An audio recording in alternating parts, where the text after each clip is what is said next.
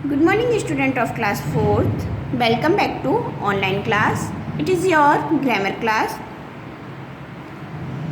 Today I will teach you about sentence and its part. आपका first chapter जब आपके offline classes हो जाएंगी या फिर मैं बाद में ही कराऊंगी, ठीक है.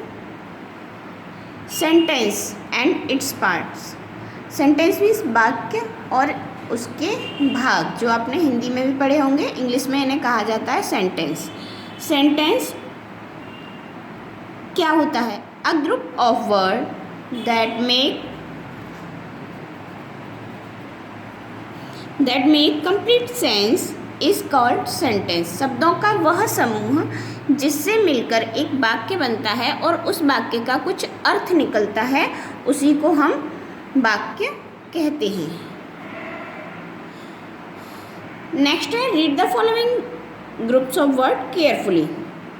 फर्स्ट है आपका star twinkle in the sky.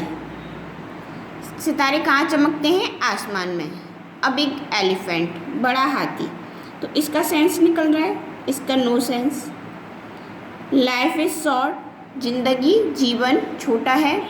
Run no sense. And egg no sense. I close the door because it was cold. मैंने दरवाजे को बंद किया क्योंकि बाहर ठंड थी या ठंड है. तो इसका सेंस निकल रहा है. तो ये शब्दों का वह समूह है जिससे वाक्य का सेंस निकलता है या अर्थ प्राप्त होता है, वही हमारे क्या कहलाते हैं? सेंटेंस कहलाते हैं. और हमारे सेंटेंस के कितने पार्ट्स होते हैं? 2 पार्ट्स होते हैं. फर्स्ट आपका सब्जेक्ट एंड देन प्रेडिकेट. पहला सा पार्ट होता है हमारा सब्जेक्ट और दूसरा पार्ट होता है हमारा प्रेडिकेट. अब देखिए सब्जेक्ट क्या होता है. Each sentence has 2 parts. प्रत्येक सेंटेंस के 2 पार्ट्स होते हैं, a subject and a predicate. एक सब्जेक्ट एंड दूसरा प्रेडिकेट. अब what is subject? The subject is what और who the sentence is about, while the predicate tells something about the sentence. Subject वो होते हैं जिसके बारे में बात की जाती है, किसी के बारे में बात की जाती है, उसे हम सब्जेक्ट कहते हैं. और जो सब्जेक्ट के बारे में जो भी बात की जाती है उसे हम प्रेडिकेट कहते हैं. For example, Rohan runs on the beach every morning. Rohan beach पर प्रत्येक सुबह दौड़ लगाता है या दौड़ता है. तो कौन दौड़ता है? रोहन. किसके बारे में बात कर रहे हैं? रोहन के बारे में. तो रोहन हमारा क्या हुआ? सब्जेक्ट. और रोहन क्या करता है? बीच पर दौड़ता है. क्या करता है? दौड़ता है. तो रोहन के बारे में जो भी बात की जा रही है वो सब हमारा क्या हो जाता है? प्रेडिकेट. That's clear. देखिए नेक्स्ट है. नेक्स्ट भी मैं आपको समझाने के लिए पढ़ा देती हूँ. My brother wash the car. तो किसने कार धोई? My brother. तो माई ब्रदर क्या हो गया? सब्जेक्ट. और क्या धोया? मेरे भाई ने क्या कार्य किया था? जो भी उसने कार्य किया था वो हो गया predicate. My uncle gave me a camera. मेरे अंकल ने मुझे एक कैमरा दिया. तो किसने कैमरा दिया? मेरे अंकल ने. तो ये सब्जेक्ट हो गया और जो अंकल ने जो कार्य किया वो हमारा प्रेडिकेट हो गया. Soldiers carry guns. जो सिपाही होते हैं उनके पास क्या होती है? हमेशा एक गन या बंदूक होती है. तो किसके पास बंदूक होती है? सोल्जर्स के पास. तो सोल्जर्स हमारा क्या हो गया? सब्जेक्ट. और क्या होता है उसके पास? जो सोल्जर्स के बारे में जो भी बात की जा रही है वो हमारा हो गया प्रेडिकेट.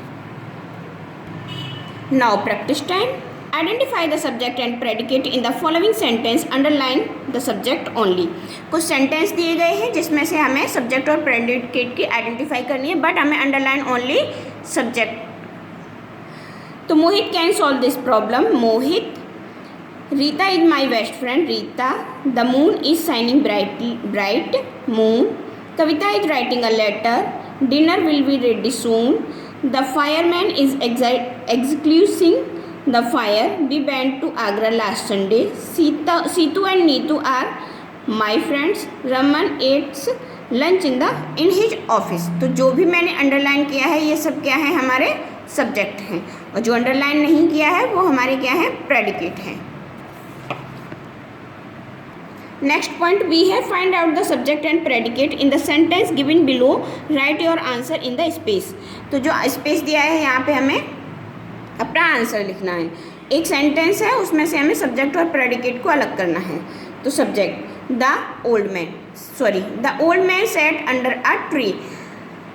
ओल्ड मैन कहाँ बैठा हुआ? पेड़ के नीचे। तो कौन पेड़ के नीचे बैठा है? Old man. और क्या कर रहा है? Set under a tree.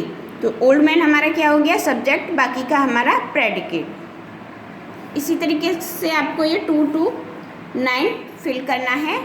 Then सी है आपका choose a subject from the box, complete the each sentence. यहाँ पर आपके कुछ मीनिंग्स दिए गए हैं, कुछ हिंट दी गई हैं, उनको सेलेक्ट करके इसमें फिल करना है और ये कंप्लीट करना है। I hope you will be understand. Read this chapter carefully and learn the definition of sentence. Thank you.